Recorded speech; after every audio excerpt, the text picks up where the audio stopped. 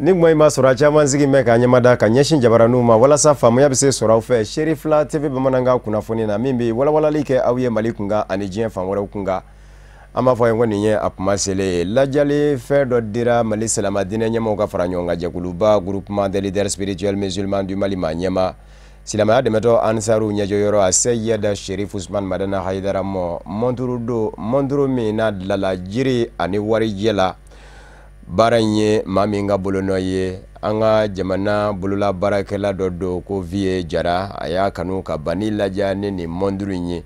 a dira ka bɛn ni juma novembre kalo tile 9 ye Mali silamɛ diinɛ ɲɛmaaw ka fara ɲɔgɔn kan jɛkuluba Groupement des leaders spirituels musulmans du Mali ma ɲɛma silamɛya dɛmɛtɔ Ansaru ɲɛjɔyɔrɔ a Seyida Sherif Usman Madana Haidara ka denbaya kɔnɔ Bangoni Janginɛbugu la sigida Gale an ka maa minnu kun bɛ a kɛnɛ kan Seri 2 TV jabarani tɔgɔ la o ye Lutu Sidibe ye kumakan bɛ lase maa min fɛ Kafune Bachili don.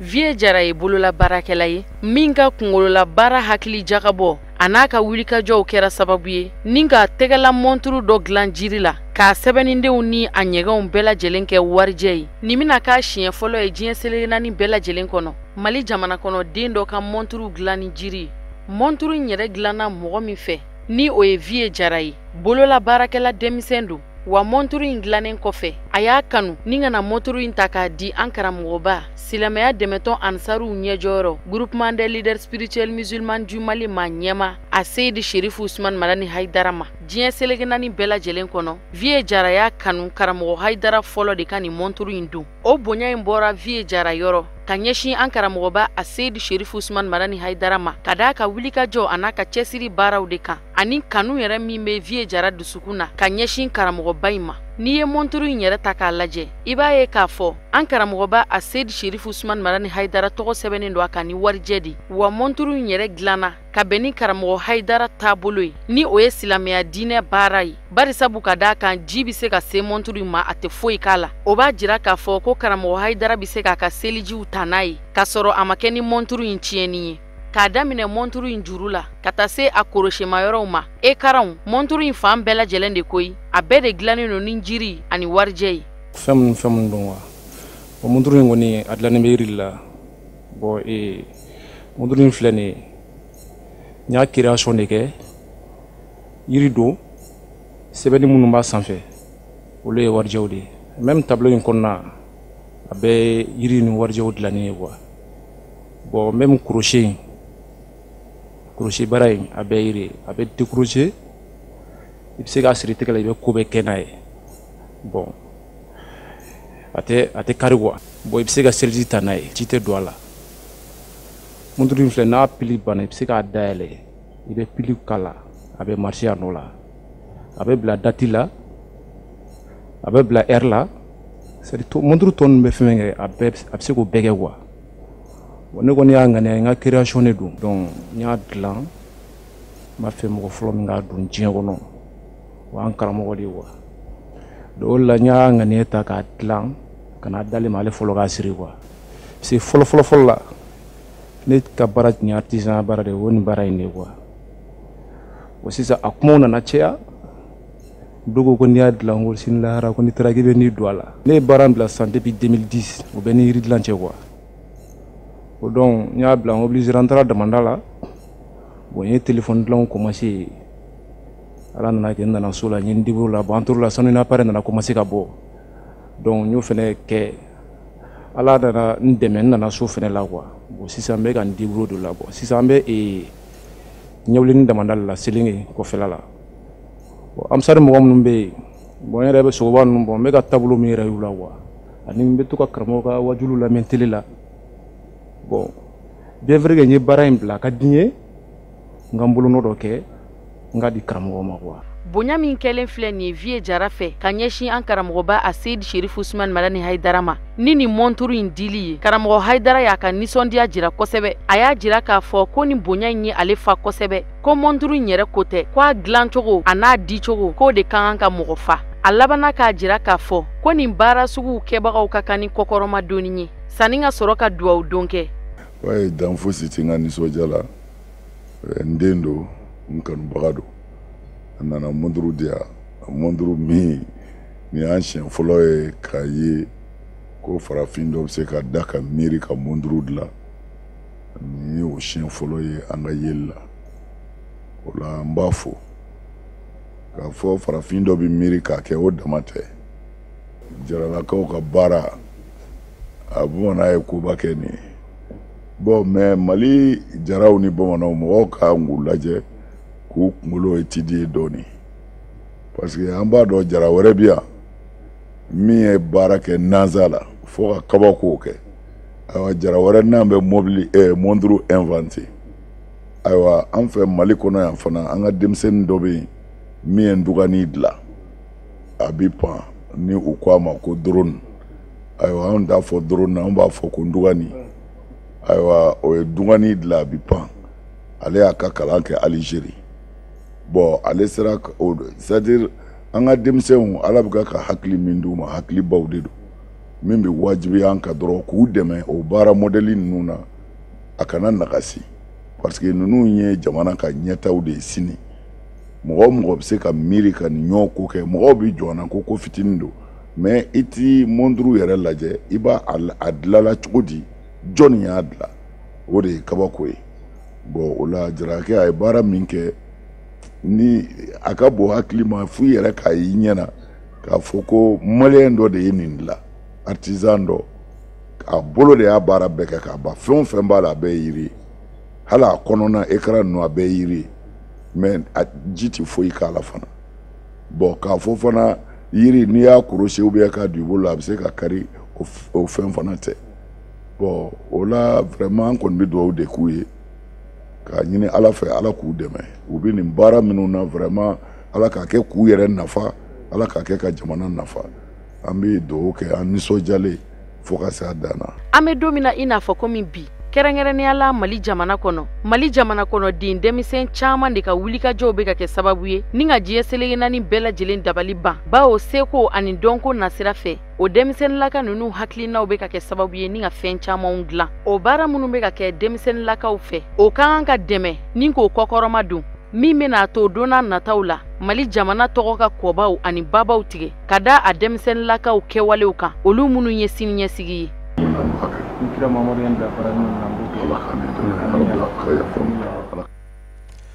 Tomba min bɛ wele ko Association Internationale Soroptimiste ani Club Lumière ka tɛgɛ di ɲɔgɔn kadara kɔnɔ Bamakɔ u ye minandi dɔ kɛ lɔkɔliso dɔ ma kɛrɛnkɛrɛnnenya Daravela lɔkɔliso sigida 3nan na mina minnu don mansimafɛnw o baaraw kɛra ka bɛn ni Novembre kalo tile 10 sibiri ye lɔkɔliso yɛrɛ dukɛnɛ na Amadou Diallo ani Ablaye Sogodogo kun bɛ Sherifla TV Jabarani tɔgɔ la. An bɛ waati min na ko sisan jamana si tɛ se ka taa ɲɛ k'a sɔrɔ jamana den cɛman n'a musoman n'u ma kalan ka kɛ n'o hakilina ye tɔn min n'a bɛ fɔ ma ko Association Internationale Soroptimiste ka kɛ n'u ka bolodiɲɔgɔnma baara ye ni Club Lumière maaw ye u ye nin hakilina ta ka kɛɲɛ n'u ka baara dɔ kolonbɔ kari n'o ye salle informatique ye o hukumu na comité de gestion scolaire de Dravela olu ye nin hakilina ye bisimila ni nisɔndiya ye kosɛbɛ. A nisɔndiya barika ka bon kojugu an kan ka bon kojugu n'an k'an b'a fɔ ni ko nisɔndiyatɔ ma k'a ka tasuma fiyɛ n'a nunji ma faga daji b'a faga anw nisɔndiyalen don parce que n'i ye k'an bɔ dibi la ni i bɔnnaw bɔra dibi la o ye bɔlen dibi la ni bɔnnaw ye ɲɛta sɔrɔ o ye kɛlen ka ɲɛta sɔrɔ hali bi fɛn min dira an ma nin an bɛ a ɲini denmisɛnw fɛ u k'a minɛ ka ɲa hali bi ala ka ɲɛta kɛ ala ka kalan yiriwa ala ka dɔnni d'u ma hali bi ala ka ONG ala k'u to ɲɔgɔn ye. Fɛn min ye sigida ɲɛmaaw ye olu ka nisɔndiya yira kosɛbɛ ni k'a yira k'a fɔ ni dɛmɛ min ɲɛsilen filɛ nin ye ekɔlidenw ma k'a bɛna u dɛmɛ kosɛbɛ u ka baaraw la kɛrɛnkɛrɛnnenya ma u ka faamuyaliw u bɛ se ka jidi kalan kɔnɔna na cogo min. A fɔ mairie nisɔndiyalen don bi an nana ka na salle informatique ka na o kurubɔn kari mɔgɔ b'a fɔ ko informatique i b'a fɔ k'a fɔ vraiment diɲɛ dayɛlɛlen kalan dɔnniya wale kuraw don. Donc an ka denmisɛnninw depuis u dɔgɔmanima n'u taara nin wale ninnu na a bɛ sira ɲumanw don kɔrɔ ka dɔnniya dɔ fara u ka dɔnniyaw kan k'u ka kalan sabati o de y'a to an ko an bɛ nin kɛnɛ kan nin ye mairie ka baara de pour que école minnu gestion confiera mairie la an bɛ se ka u don ba la denmisɛnninw bɛ se ka bila kalanso ɲuman kɔnɔ cogo min na u ka kalan bɛ se ka don ba la pour que u ka taaɲɛ ka sabati parce que denmisɛnninw ka taaɲɛ sabatili o ye jamana ka taaɲɛ de sabatilen donc ni mɔgɔ sɔrɔla ka an dɛmɛ o baara la an bɛ u fo k'u waleɲuman dɔn. Club Lumière ɲɛmaa y'a jira k'a fɔ ni baara in bɛ don cadre min kɔnɔ o ye association internationale Sorop-Timisi ka baaraw ye. A y'a ɲini écoleso ɲɛmɔgɔw fɛ ani écoledenw minnu bɔra ka ni dɛmɛ sɔrɔ minɛn ninnu u k'u minɛ ka ɲɛ walasa a ka se k'u nafa waati kuntagalajan kɔnɔna na. Donc an bɛ yan nɔ bi sɔgɔmada in na pour que ka ordinateur de di Dravela école denmisɛnninw ma. Donc a dabɔra k'u dɛmɛ u ka baaraw kɔnɔna la n'u bɛ recherche kɛ internet kan. A bɛ taa à peu près 5 millions, millions 5. Fɛn min ye association internationale Sorop-Timisi yɛrɛ ye a sigila sen kan san 1921 l'Amérique jamana kan. Jɛkulu don min bɛ diɲɛ fan 14 bɛɛ lajɛlen na n'a ka dɛmɛ fanba ɲɛsinnen bɛ musow ma minnu bɛ baara la. Jɛkulu min bɛ wele ko Mediasoft Technology olu fana ye a lajɛ ka dɔnta ka wuriya kɛnɛw sigi sen kan tako filanan denmisɛnnin mugan ɲɔgɔnna de ka dɔnta ka wuriyara kɛrɛnkɛrɛnnenya na kunnafoni sɔrɔ sira kura labaarali la ni o ye technologie de l'information et de la communication tiki ye. O baara kuncɛ baaraw kɛra ka bɛn ni kɛrɛnkɛrɛnnenya na sibiri nowanburu kalo tile ta ye. A kɛra Mediasoft Technology yɛrɛ jabala la Amdalaye Asi 2000 la an ka maa minnu kun bɛ a kɛnɛ ka Alhamidu Badini a n'a ka jatala Baba Keita. Mediasoft Technology ye kɛn yɛrɛ ye cakɛda ye mun ka baaraw bɛ tali kɛ subahana machine doni b'a la ni ka jamanadenw ka dɔnta yiriwa o kadira la. A ka baara dɔ bɛ boli kalan ladilikanw ani kɛn yɛrɛ ye baara boloda cogo kan. Formation bɛ tali kɛ min ka fɔlɔ la o ye u bɛ se ka u ka projet monter document ordinateur la cogo min na k'a saisir. O bɛ se k'u ka comptabilité kɛ cogo min na avec Excel o calcul b'olu la. O bɛ se ka conférence kɛ cogo min na conférence la walasa n'u ye mɔgɔ invité conférence kɛ cogo min na u bɛ se ka PowerPoint utiliser olu la. O bɛ se ka gain de projet ta walasa k'u ka projet planifier k'a fɔ nin daminɛ na an bɛ nin kɛ après nin na an bɛ nin kɛ ainsi de suite la. O tɛmɛnen kɔ u bɛ se ka logiciel dɔ bɛ yen nɔ ko Saisari an bɛ don na ko bi impôt ni fɛn ninnu na ni i entrepreneur ye f'i k'i ka comptabilité définir walasa i ka bilan ka se ka bɔ. Donc logiciel professionnel minnu bɛ yen nɔ o bɛ se ka baara k'olu fana na quoi. Ni kɛnɛ bɛ dan sigi kalo 2 kalan na ni maa 20 ye tali kɛ o la walasa k'u ka dɔnta gaburuya informatique nasiraw fɛ wa diplôme dira kalanden kelen-kelenna bɛɛ ma n'olu y'o ka nisɔndiya jira ka ban ka waleɲumandɔn foli kɛ ka ɲɛsin Mediasoft Technology ma. Nafa fɔlɔ-fɔlɔ yɛrɛ ye min ye fɔlɔ n bɛ baara kɛ ni fɛn min ye n'o ye ordinateur ye i bɛ baara mɔgɔ caman bɛ baara kɛ n'a ye mais i t'a dɔn réellement a bɛ se ka mun ni mun kɛ a tɛ se ka mun ni mun kɛ fɛn min don don o don i bɛ baara kɛ n'a ye i bɛ fɛn kura de bɔ a kɔnɔ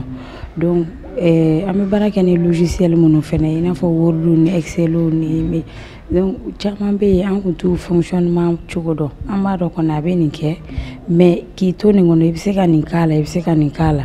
o caman bɛ yen an tun t'o dɔn donc o kɛra sababu ye an y'o caman dɔn k'o kalan. Jamana foroba cakɛda mun ɲɛsilen don baarako ma n'o ye ANPE ye o ciden ni kɛnɛ in kan ale ye Mediasoft Technology fo k'a da ka nin miiriya ɲuman in kan bawo a ko nin b'a jira jamana denmisɛnninw cɛsirilen don cogo min na o bɛ se k'u yɛrɛ ta ni kɛn yɛrɛ ye baaraw ye n'o bɛ wele projet. Mediasoft kelen ka baara min boloda ni min ye ka denmisɛnninw former ka denmisɛnninw kalan depuis minnu tilala minnu ma tila o min ye baara ko yɛrɛ ye ka se ka baara u yɛrɛ ka se ka baara créer u yɛrɛ ye quoi. Bon je pense que o ye hakilina ɲumanba de ye quoi. N'o b'a la ka faamuya dɔɔni jeunes yɛrɛ b'a la ka b'u yɛrɛ la yan'u ka tila kalan na ani minnu tila kalan na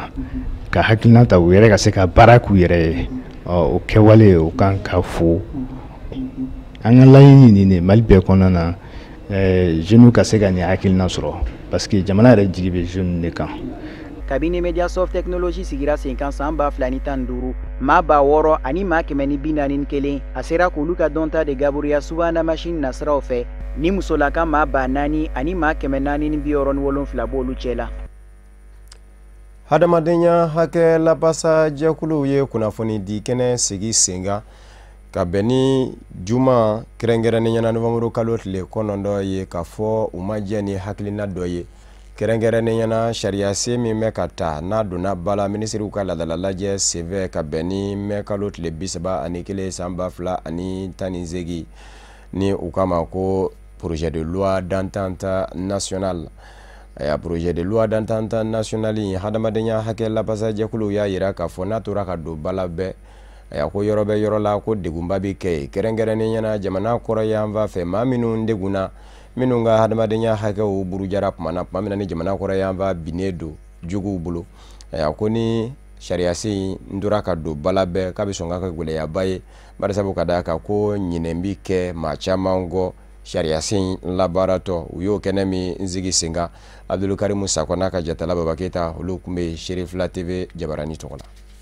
Adamadenya hakɛ lafasatɔ minnu bɛ yen n'a bɛ fɔ a ma nansarakan na ko organisation de défense des droits de l'homme olu ye kunnafoni kɛnɛ sigi min kɛra patronat du Mali siège la Amdalaye ACI la o kunnafoni kɛnɛ a ye tali kɛ sarakisɛ kan min hakilina taara conseil des ministres la Mali gouvernement fɛ mai kalo tile 31 san 2018 bamanciwale minnu kɛra kɔrɔnfɛla fɛ maa minnu nɔ yerew la sarakisɛ min n'a bɛ yafa kɛ u ma sariya bɛ u nɔfɛ ko minnu na n'o ye poursuite ye u ka se ka bɔ a ma adamadenya lafasatɔ minnu bɛ yen olu y'a yira k'a fɔ sarakisɛ in tali hakilina ka ɲi nka sarakisɛ in n'a bɛ taa fo bɛɛ hakilina ka ɲininka kɛrɛnkɛrɛnya ma kɔrɔnfɛkɛlɛ in kɔlɔlɔ sera maa minnu ma n'a bɛ fɔ o ma nansarakan na ko victime ko sariya man ka ta fiyewu n'olu da ma don a kumaw na u y'a yira k'a fɔ nin hakilina min kɔni talen filɛ jamana ɲɛmaaw fɛ nin ye fo k'a projet de loi labɛn k'a bila ka taa wasabulon kɔnɔna na walasa olu ka se k'u hakilinaw ja la k'olu ma jɛ n'o ye fiyewu bawo baara minnu kun kan ka kɛ ka kɔn o ɲɛ k'o baaraw ma kɛ. sarakisɛ in fɛn dɔw b'a kɔnɔ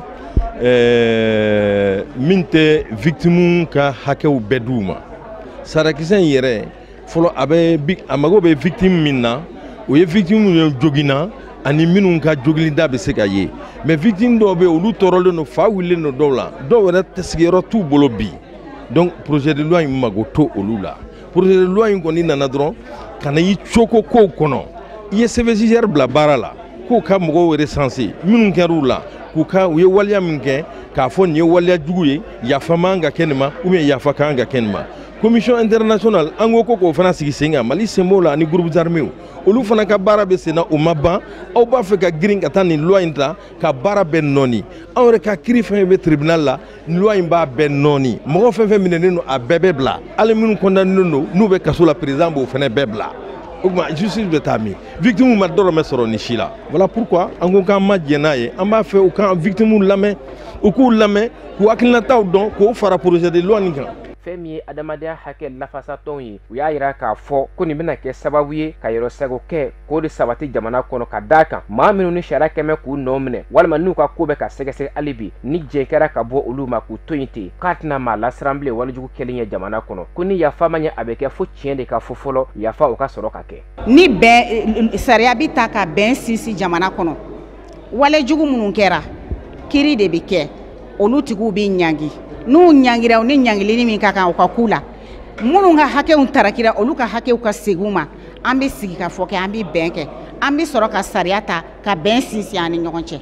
u kan ka tiɲɛ de fɔ population ye fɔlɔ mun ye victime minnu tɔɲɛna n'o bɔra ka sɔrɔ ka na justice ko kuma fɔ ka do réparation na o la ni mɔgɔw lafiyara mɔgɔw y'a fɔ k'u yafara an bɛ se ka do réconciliation kuma la mais gouvernement y'a pa o bɛɛ kun na ka fɛn ninnu bɛɛ to vérité ni justice bɛɛ to ka na pan ka na do réconciliation na jamana bɛ se ka lafiya o ka cogo di donc an kɔni b'a fɛ a k'o yɔrɔ de réviser vraiment a ka acteur ninnu bɛɛ wele mɔgɔw ka sigi ka kuma jamana ka lafiya. k'a ladɔnniya k'a fɔ ni projet de loi min kuma filɛ nin ye sen na n'a hakilina taara Mali conseil des ministres la mai kalo tile 31 san 2018 a hakilina falifalaw n'o y'a débatw ye o baaraw bilalen bɛ ka décembre kalo nata tile 13 kɔnɔ Mali wasabulon kɔnɔna na adamadenya hakɛ lafasatɔw y'a yira k'a fɔ ka kɔn o don fɔlen ɲɛ ni sigikafɔma sabati olu ni jamana ɲɛmaaw ni ɲɔgɔn cɛ olu na wulikajɔ bɛɛ lajɛlen kɛ ka marchiw kɛ Bamakɔ kɔnɔ fo ka taa se région kɔnɔnaw bɛɛ lajɛlen na walasa ni sarakisɛ in a ka se ka bɔ a ma.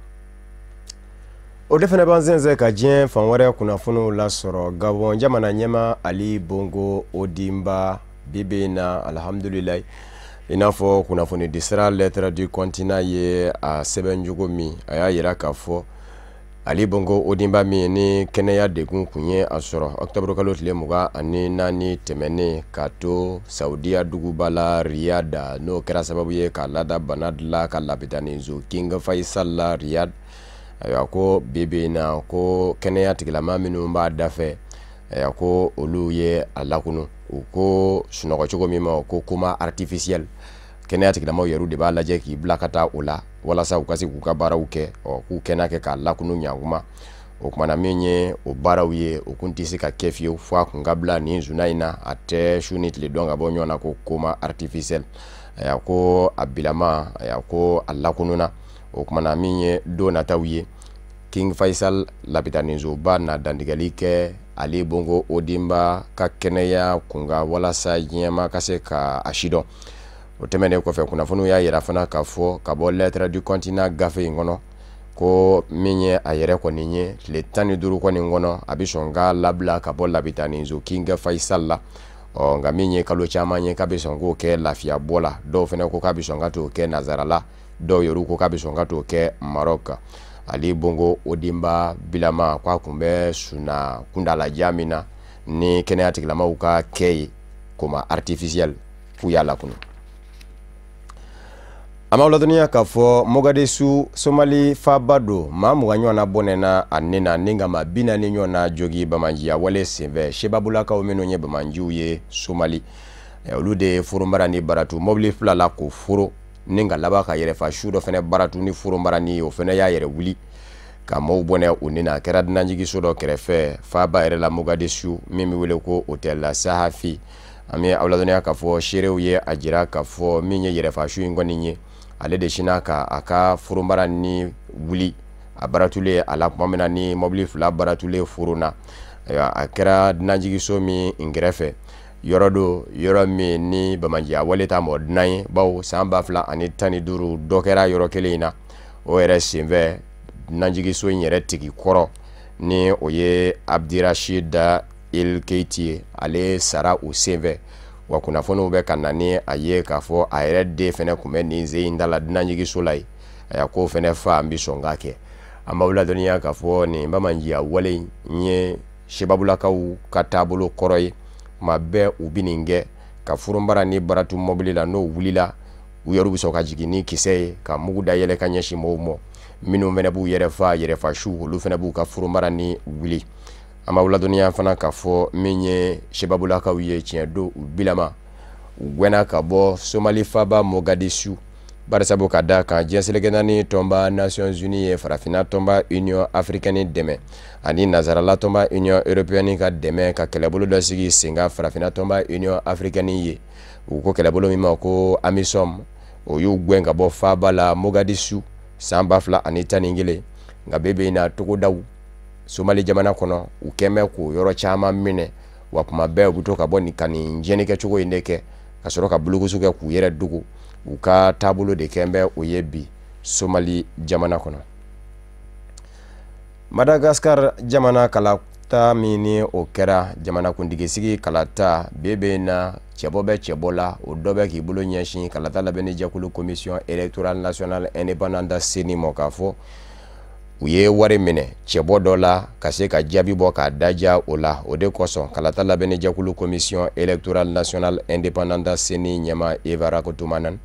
sebere a ye kunnafoni di kɛnɛ sigi sen kan k'a b'a ɲini maa fɛ maa o maa ni kɔni danganiyalen don a kan k'a fɔ i bɛ se ka na ni seerew ye seerew minnu b'a jira k'a fɔ kɛ n'a kɛ ka wari minɛ cɛbɔ dɔ la ka se ka kalata jaabi bɔ k'a daja o tigilama la k'i ka na ni o seereyaw ye wali kelen i ka na n'o danganiyaw ye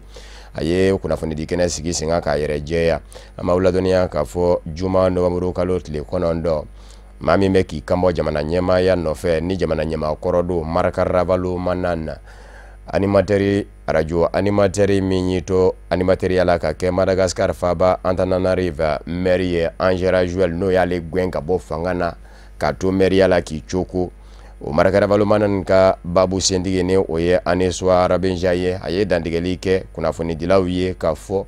olu ka maa minnu b'u bolo ka jateminɛ kɛ kalata cogoyaw la jamana kɔnɔ a ko olu ye a da u tulo kan k'a fɔ nafolo bɛ ka munumunu zalo kɛ yɔrɔ dama dɔw la kalata labɛnni jɛkulu commission électorale nationale indépendante CENI ani arajosoba Madagascar ani jabaranizoba o kumana ko nafolo min bɛ ka bɔ ka taa o fa ninnu fɛ ko cɛbɔ dɔ de ka kɛwale don nka cɛbɔ jumɛn don o ma fɔ a fɛ maaw kɔni hakili bɛ se ka taa maa min na o ye arajo baarakɛla in ye min kɛra maire ye fɔ ka laban ka jamana ɲɛmaa gɛn ka fanga bila Maraka Ravalo Manana Angela Joel ale min bilama bɛ ɲɛkun na bawo kalata jaabiw bin bɛ ka bɔ bebe na ale de bɛ te ka maa min yɛrɛ kun bɛ jamana ɲɛmaaya la n'a bɛ k'i kanbɔ a yɛrɛ sigiyɔrɔ nɔfɛ o taa mi yɔrɔ sɔrɔ fɔ jɔyɔrɔ 3nan na o kumana o tɛna kɛ wari bɔbaa ye bawo o yɛrɛ bɛ deli ka dantigɛli kɛ k'a fɔ namara bɛ ɲini ka kɛ kɔrɔ kabini kalata kɛlen dugujɛ o kumana ni maa kɔni bɛ sɔrɔ ko siga bɛ kɛ maa min na wali kelen ni maa kɔni bɛ yen ko kuma ninnu bɛ se ka ɲɛsin maa min mɔ o ye Angela Joel de ye a si bɛ san 40 ani san 5 la wa nin bɛna k'a siɲɛ fɔlɔ ye ani Marc Ravalomanana ka se ka ɲɔgɔn sɔrɔ kala taa ɲɔgɔn da la barisabu ka d'a kan u fura dama ma deli ka bɛn o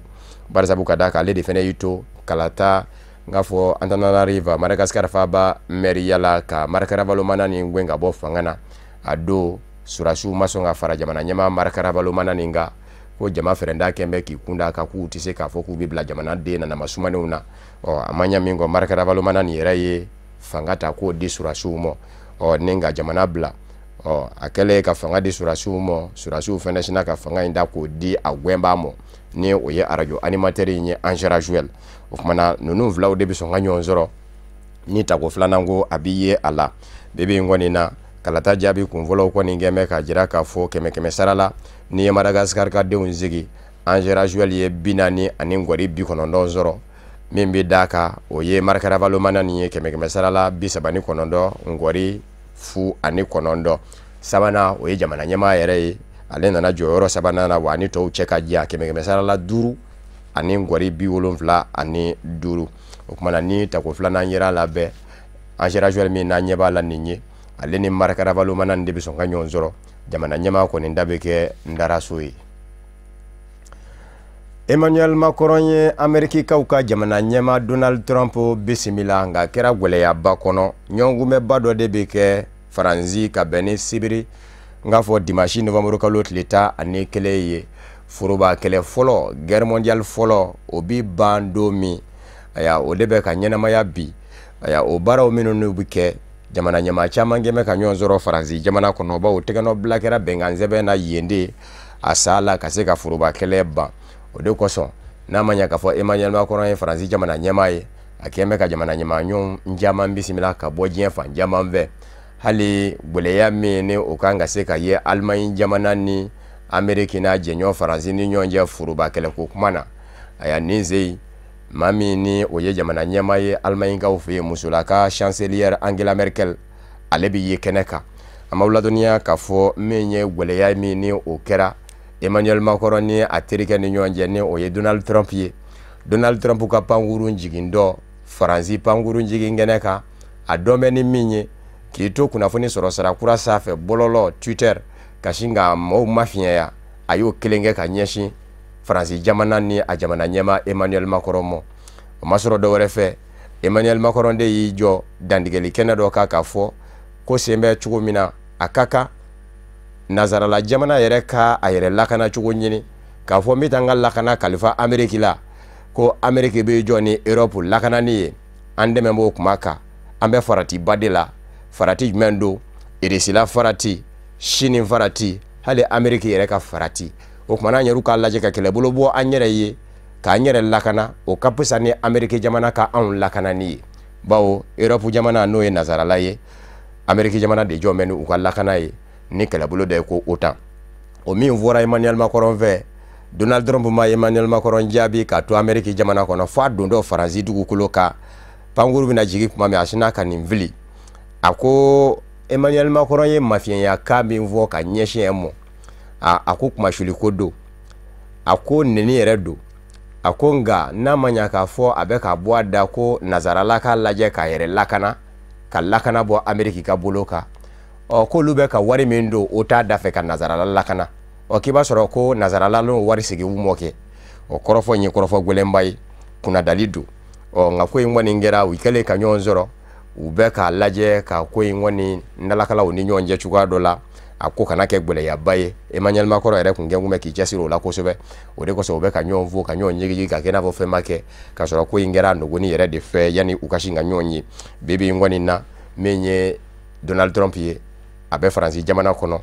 o tɛmɛnen kɔfɛ Angela Merkel fana o bɛ Faransi jamana kɔnɔ u kan ka se yɔrɔ la yɔrɔ min kɛra tɛgɛnɔ bila yɔrɔ yɛrɛ ye san 1918 novembre kalo tile 11 don min na foroba kɛlɛ bi ban a tɛgɛnɔ bilala yɔrɔ min na u bi jɛ ka ɲɔgɔn sɔrɔ o kɛnɛ kan wa nin bɛna k'a siɲɛ fɔlɔ fɛnɛ ye Allemagne ma ɲɛmaa dɔ kabini san 1945 ni foroba kɛlɛ filanan kɛra ka na se bi ma Allemagne ma ɲɛmaa dɔ ka ye nin ko in ju la bawo kɛlɛ in yɛrɛ kolokoloba kun ye Allemagne ma ɲɛmaw de ye kuma bɛɛ olu de ni matɔw de fɔlen kun don ɲɔgɔn kɔ ni Adolf Hitler yɛrɛ fɛnɛ tilala kana furuba kɛlɛ filanan fɛnɛ kolokolo ko lebu min ye a mɔkɛw sɔrɔ walikɛla faw sɔrɔ furuba kɛlɛ fɔlɔ la k'a b'o mɔnɛ bɔ ni mɔnɛ wɛrɛ tilala ka don a la nka o ma tiɲɛ Angela Merkel a yera Faransi jamana kɔnɔ nin fɛnɛ bɛna kɛ o siɲɛ fɔlɔ ye. Bamanankan kunnafoni bɛ kunjɛ ni farikolo ɲɛnajɛ ye Mali samata sɛgɛw ka degeden karamɔgɔ a ye kunnafoni di kɛnɛ sigi sen kan maa minnu bɛ yen an ka samatalaw an ka samata sɛgɛw la ni olu bɛna ndolati kɛrɛnkɛrɛnnen ɲɛna wɔlɔwɔlɔ min ni o bɛ senna yanni ka taa se ɲɔgɔnkunbɛba ma Cameroun na farafinna gun kan Cameroun na 2019 Coupe d'Afrique des Nations o wɔlɔwɔlɔ an b'aw ladɔnniya k'a fɔ a bɔko duurunan ni u k'a ma ko 5e journée o bɛ ten an ka jamana kɔnɔ n k'a fɔ o bɛ ten kɛrɛnkɛrɛnnen ɲɛna Gabon b'a la Libreville novembre kalo tile 17 Mali samata sɛgɛw ni Gabon waranikalaw de bɛ ɲɔgɔn sɔrɔ u k'u ma ko les Panthères du Gabon maa minnu kan ka kɛ ndolatibaw ye maa 23 an ka degeden karamɔgɔ Mohamed Magasuba ye u tɔgɔ di kunnafonidilaw ma Yusufu Kulubali ni Daramani Malen tun bɛ yen Sherifla TV Jabara tɔgɔ la. Mali senadolajukulu ye bakɔrɔba sabanan ɲɛmaa ye Kurushiba ka balan kɔnɔ a n'a ka dankan o de bɛ ɲɔgɔn sɔrɔ ka kɛ ni tile duurunan ntolanci ye n'o ye Gabon jamana ye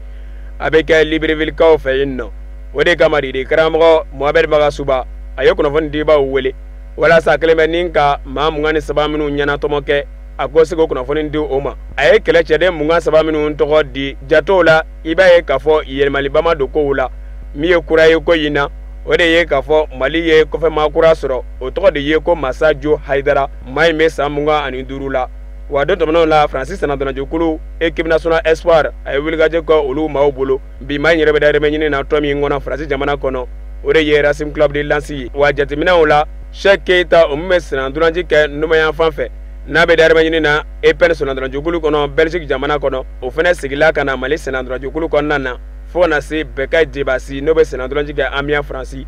Moussa Doumbia o bɛ Stade Reims la ani Mali ɲɛfɛmaa min bɛ Adama Ɲani n'u ko famana dɔɔni senadolajukulu in ma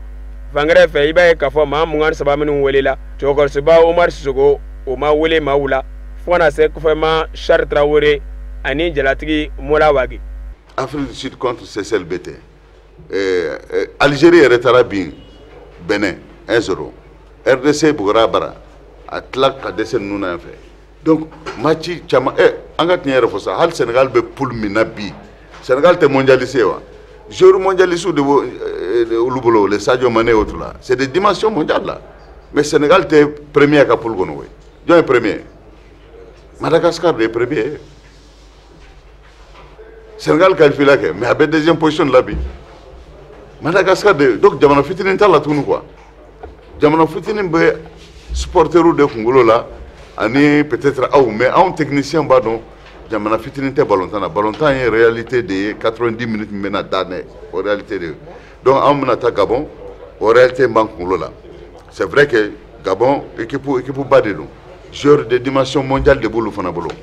e y'a fɔ n bala attaquant de race o b'u bolo fɛn bɛɛ b'u bolo mais o tɛ an bɔ an ja kan an fana bɛ taa n'an ka dɔnniya ye a n'an ka sebaga ye ka taa yira k'a fɔ Mali a b'a jɔyɔrɔ fa yɔrɔ bɛɛ o de ye sisan an ka ŋaniya ye n'an sera yɔrɔ o yɔrɔ 90 minutes nin kɔnɔ ni Ala sɔnna an k'an jɔyɔrɔ fa ka Mali kunna wolo n bɛ wele min se non seulement journalistes ma n'o ye presse ye a k'a dɔn k'a fɔ aw de y'an ka force ye a bɛ comme jɛgɛ bɛ ji la cogo min donc n'a ka courant d'eau dɔ b'a la si c'est trop chaud a man ɲi équipe ma donc vous devrez nous apporter de courant d'eau pour pouvoir nous donner de vraiment ka force d'âme quoi an ka force y'aw de ye an ka mental a bɛ diminuer ni aw tora ka fɛnw de fɔ a b'an ka mental jigi de aw kan k'an propulser de diɲɛ ka siran ɲɛ parce que ni diɲɛ siran ɲɛ Mali de bɛ gagner o vraiment an jigi dalen dɔw kan an jigi dalen don public kan o public in kɔni m'an bila don o don olu b'an kɔ su ni tile walahi olu b'an kɔ yɛrɛ de tiɲɛ yɛrɛ la donc an bɛ Ala deli sisan sa an bɛɛ lajɛlen Mali den bɛɛ lajɛlen k'an bolo di ɲɔgɔn ma an ka taa sebaya ɲini